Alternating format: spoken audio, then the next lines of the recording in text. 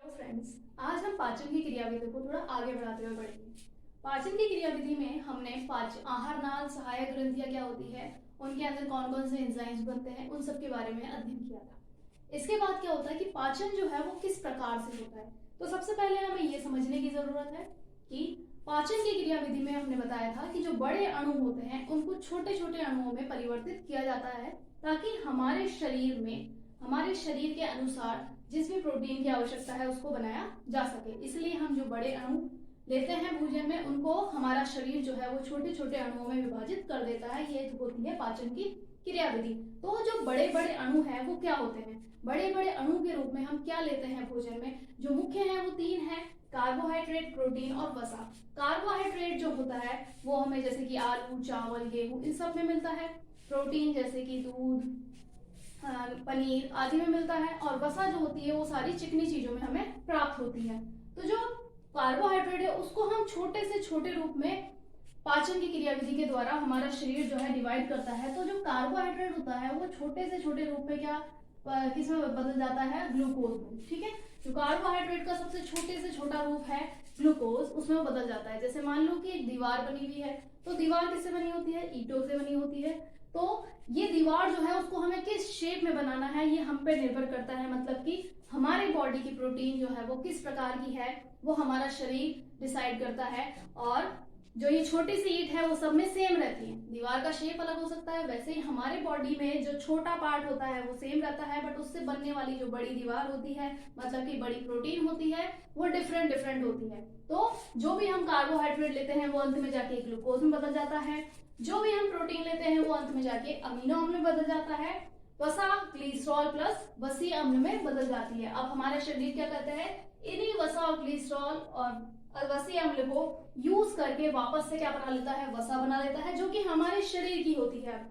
जो भी ग्लूकोज हमने प्राप्त किया है उसको वापस से अरेंज करके एनर्जी में काम में ले लेता है और वापस से इसको बना लेता है। और अमीनो अम्ल जो है उसको यूज करके वापस किसको बना लेता है? प्रोटीन को बना लेता है। ठीक है, तो पाचन की क्रिया कैसे होती है हमारे शरीर में? तो सबसे पहले हमारे शरीर में होता है मुख में पाचन। ठीक है, हमने जितना भी आहार नाल पढ़ा था उसमें सबसे पहला जो पाचन आता है हमारा मुख गुहा में। ठीक है, मुख में भोजन अंतर ग्रहण करने के बाद हमारा दूसरा स्टेप होता है मुख गुहा। मुख गुहा में क्या होता है? मुख गुहा में हमने पढ़ा था कि लार पाई जाती है। लार में एक एंजाइम होता है, लार एमाइलेज या टाइलिन। ठीक है, तो केवल और केवल लार एमाइलेज एंजाइम ही पाया जाता है। तो यहाँ पर केवल और केवल किसका पाचन स्टार्ट होता है? केवल कार्बोहाइड्रेट का। कार्बोहाइड्रेट का जो पाचन होता है वो हमारे मुख गुहा में स्टार्ट हो जाता है। तो कार्बोहाइड्रेट जो होती है, जैसे मान लो स्टार्च के रूप में हो सकती है, सुक्रोज, लैक्टोज, माल्टोज, किसी भी रूप में हो सकती है। तो स्टार्च जो है उसको माल्टोज, आइसोमाल्टोज और लिमिट डेक्स्ट्रीन में चेंज किया जाता है। किसके द्वारा? लार एमाइलेज के द्वारा। इसकी पीएच होती है 6.8 और क्लोराइड आयंस की उपस्थिति में जो स्टार्च है वो माल्टोज, आइसोमाल्टोज और लिमिट डेक्स्ट्रीन में चेंज हो जाता है। ये कार्बोहाइड्रेट जो है वो केवल इसका पाचन स्टार्ट हुआ है, पूरी तरह से ये पचा नहीं है। तो जब कार्बोहाइड्रेट पूरी तरह से पच जाता है तो ये किसमें बदल जाता है? ग्लूकोज में। तो माल्टोज, आइसोमाल्टोज और लिमिट डेक्स्ट्रीन का निर्माण किसमें हो चुका है? मुख में। जब मुख में भोजन के साथ लार मिक्स हो जाती है तो भोजन जो है वो लसलसा बन जाता है, बॉल नुमा। तो ये जो बॉल नुमा भोजन है उसको हम बॉलस कहते हैं। और भोजन को चबाने की क्रियाविधि क्या कहलाती है? यांत्रिक पाचन। यांत्रिक पाचन ऐसे कि भोजन को जब हम चबाते हैं तो उसको हम छोटे छोटे टुकड़ों में डिवाइड करते हैं, उसमें कोई परिवर्तन नहीं आया है। ठीक है, केवल और केवल हमने उसके टुकड़े करे हैं, इसलिए इसे यांत्रिक पाचन कहते हैं। भोजन के साथ जब एंजाइम मिक्स हो जाते हैं तो उसका स्ट्रक्चर भी बदल जाता है। जैसे स्टार्च के साथ जब लार एमाइलेज मिला है तो माल्टोज, आइसोमाल्टोज और लिमिट डेक्स्ट्रीन का निर्माण होता है। अतः जो भोजन के साथ जब एंजाइम मिल जाता है तो इस प्रकार के पाचन को हम रासायनिक पाचन कहते हैं। और बॉलस जो होता है वो भोजन जब लार के साथ मिक्स होता है तो सॉफ्ट बॉल नुमा स्ट्रक्चर बन जाता है, उसे बॉलस कहा जाता है। उसके बाद मुख गुहा के बाद हमारा दूसरा पार्ट आता है ग्रास नली। ग्रास नली में किसी भी प्रकार का पाचन नहीं होता है। ये मुख गुहा से भोजन को अमाशय तक पहुंचाने का कार्य करती है। केवल और केवल इसका कार्य है मुख गुहा से भोजन को अमाशय तक पहुंचाना। भोजन फिर आता है अमाशय में। अमाशय में भोजन का किस प्रकार पाचन होता है? अमाशय में जो है केवल और केवल प्रोटीन का पाचन होता है। कार्बोहाइड्रेट का यहाँ पर पाचन नहीं होता है, क्योंकि कार्बोहाइड्रेट को पचाने वाला एमाइलेज एंजाइम यहाँ पर नहीं पाया जाता है। इसलिए अमाशय में जो है वो कार्बोहाइड्रेट का पाचन नहीं होता है। तो अमाशय में किसका पाचन होता है? प्रोटीन का। तो अमाशय में प्रोटीन का पाचन शुरू हो जाता है। ठीक है, हमारे मुख गुहा में किसका पाचन स्टार्ट हो गया था? कार्बोहाइड्रेट का। अमाशय में किसका पाचन स्टार्ट हुआ है? प्रोटीन का। तो प्रोटीन को पचाने के लिए सबसे पहले यहाँ पर पाए जाने वाले कुछ एंजाइम्स है, उनको सक्रिय करना होता है। ठीक है, अमाशय में पाया जाता है, एक तो HCl हमने पढ़ा था। HCl जो है वो जीवाणुओं को नष्ट करने का कार्य करता है, भोजन को अम्लीय माध्यम प्रदान करने का कार्य करता है, जो पाचन में मदद करता है। तो जो यहाँ पर इनएक्टिव एंजाइम पाया जाता है पेप्सिनोजन, उसको पेप्सिन में बदलने का कार्य क्या करता है? HCl। कौन करता है? HCl। जैसे ही भोजन अमाशय में टच होता है वैसे ही कौन सा अम्ल निकलता है? HCl। ठीक है, जैसे ही HCl अम्ल निकलता है तो क्या करता है ये? जैसे ही खुद जागता है तो ये दूसरों को भी एक्टिव कर देता है। तो जैसे ही HCl निकला है वैसे ही ये कौन से एंजाइम को उठा देगा? पेप्सिनोजन को। अब पेप्सिनोजन जो है वो किस में बदल जाता है? पेप्सिन में। और ये जो पेप्सिन है वो एक्टिव फॉर्म है पेप्सिनोजन की। जब पेप्सिन उठ जाता है तो ये क्या करता है? जैसे ही HCl उठा है उसने किसको उठा दिया है? पेप्सिनोजन को। और जैसे ही पेप्सिनोजन एक्टिव हुआ है उसने दूसरे एंजाइम प्रोरेनिन को भी एक्टिव करके क्या बना दिया है? रेनिन में बदल दिया है। ठीक है, तो HCl ने पेप्सिनोजन से पेप्सिन और पेप्सिन ने प्रोरेनिन से रेनिन का निर्माण कर दिया, जो कि ये एक्टिव है। जब खाना नहीं होता है तो इनको एक्टिव रहने की जरूरत नहीं होती है, इसलिए इनएक्टिव फॉर्म में पड़े रहते हैं।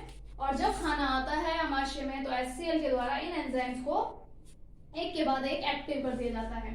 जैसे ही ये एंजाइम्स एक्टिव होते हैं, हमारे शरीर में आ रहा जो भोजन होता है जिसमें कुछ मात्रा में प्रोटीन, कार्बोहाइड्रेट, वसा सभी उपस्थित होते हैं, तो यहाँ पर किसका पाचन होता है? प्रोटीन का पाचन होता है। तो सबसे पहले जो ये पेप्सिन एक्टिव हुआ है वो प्रोटीन को किस में बदल देता है? पेप्टोन प्लस प्रोटीओज में बदल देता है। ये जो पेप्सिन एंजाइम है, पेप्सिन से प्रोटीन जो है वो पेप्सिन की मदद से किस में टूट जाती है? पेप्टोन प्लस प्रोटीओज में टूट जाती है।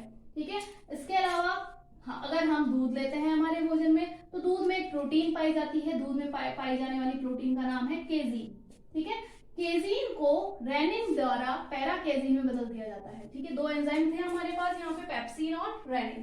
तो पेप्सिन जो है प्रोटीन को पेप्टोन और प्रोटीओज में, और केजीन जो है वो पैराकेजीन में बदल दी जाती है। किसकी मदद के? से रेनिन की मदद से। ये जो पैराकेजीन है उसके साथ कैल्शियम आयंस जुड़कर क्या बना लेते हैं? कैल्शियम पैराकेजिनेट।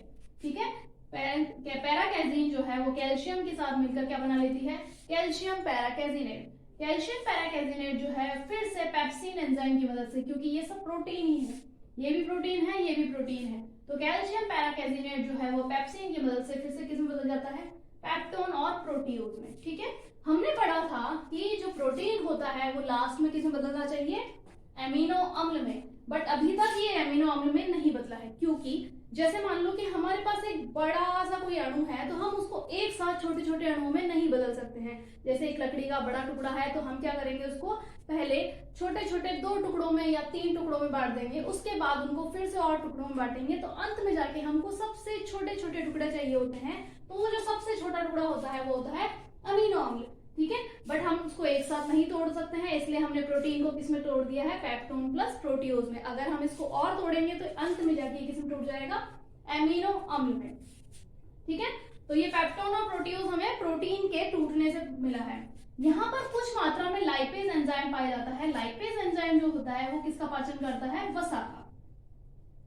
अमाशय में कुछ मात्रा में लाइपेज एंजाइम उपस्थित होता है, बट यहाँ पर वसा को पचाने के लिए उपयुक्त पीएच नहीं होती है। जितनी पीएच वसा को पचाने के लिए चाहिए वो यहाँ पर उपलब्ध नहीं होती है, इसलिए यहाँ पर वसा का पाचन नहीं होता है।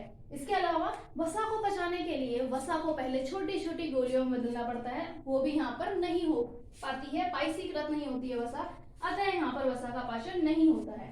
अब ये जो भोजन पचा है वो आंशिक रूप से पचा है, पूरी तरह से नहीं पचा है, आंशिक रूप से पचा हुआ भोजन होता है और अम्लीय होता है, क्योंकि यहाँ पर भोजन के साथ क्या मिला हुआ है? अम्ल मिला हुआ है, HCl अम्ल मिला हुआ है। आंशिक रूप से पचे हुए भोजन को क्या कहते हैं? कायम कहते हैं। Thank you.